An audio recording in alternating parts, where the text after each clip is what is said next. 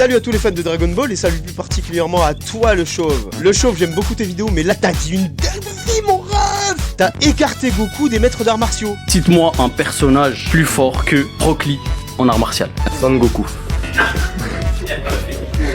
Non mais en vrai...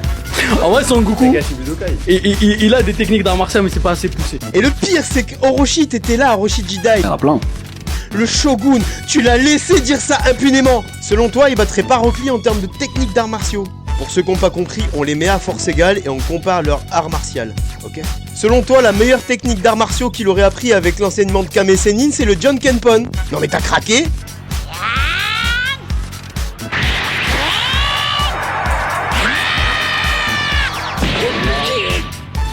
Quand on parle de Goku, on pense immédiatement au Kamehameha ou à la puissance des Super Saiyans, mais si on gratte à surface, on découvre que le style de combat est enraciné dans des arts martiaux bien réels, un mélange puissant de karaté japonais et de kung-fu chinois. Alors certes, tu me disais que Toriyama n'est pas calé en arts martiaux et que les seules références qu'il avait c'est Jackie Chan, mais laisse-moi développer un petit peu, tu vas voir, tu vas comprendre. Tout commence avec l'école de la tortue, le Kame Sennin Ryo.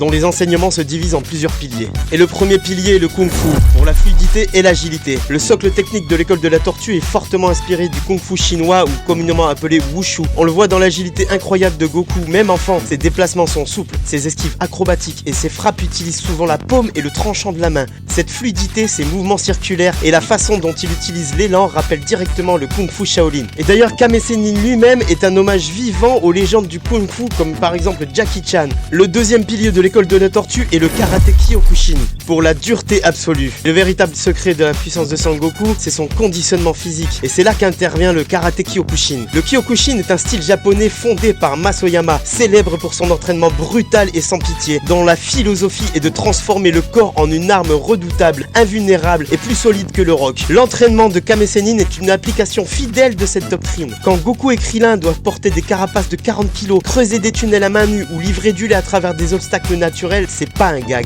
C'est la recherche d'une dureté physique et d'une endurance absolue. Le Kyokushin enseigne à encaisser les chocs, à ignorer la douleur et à aller au-delà des limites imaginables. Cette discipline de fer, cette fondation du karaté, est ce qui a permis au corps de Goku de devenir assez robuste pour supporter l'énergie destructrice du ki et les transformations en Super Saiyan. Troisième pilier de l'enseignement de la tortue, le karaté Shotokan, structure et puissance. On retrouve l'influence du Shotokan connu pour ses postures basses et puissantes, ses techniques linéaires. Quand Goku prend une posture stable pour lancer un assaut ou un Kamehameha, il ancre sa force. Ses coups de poing droits et percutants et directs rappellent les frappes puissantes et structurées de ce style. Le Shotokan lui donne la base rigide et l'impact maximal. Goku a donc mélangé la grâce du Kung Fu avec l'endurance du Kyokushin et la structure du Shotokan. Son style n'est pas un hasard, c'est un art martial hybride forgé à l'école de la tortue, fusionnant plusieurs disciplines réelles. Avec le temps et notamment dans DBZ, Goku développe un style qui est plus proche d'un art martial mixte que l'on pourrait retrouver dans des combats de MMA ou philosophiquement du Jeet Kune Do de Bruce Lee. Mais surtout, Goku fait preuve d'une adaptation constante de son style de combat. C'est un génie martial qui apprend et s'adapte en temps réel en combat. Il observe une technique une seule fois et la reproduit.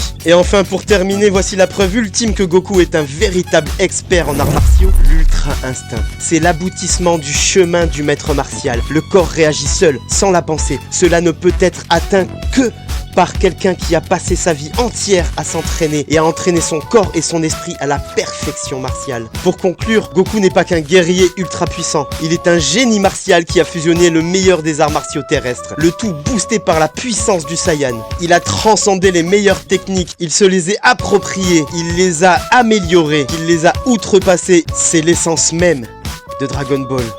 Alors oui, je maintiens et je persiste, dire que Goku n'est pas un expert en arts martiaux, c'est oublier l'essence même de Dragon Ball et les valeurs d'Akira Toriyama. Son style n'est pas juste frapper fort, c'est une synthèse de disciplines réelles fusionnées et transcendées.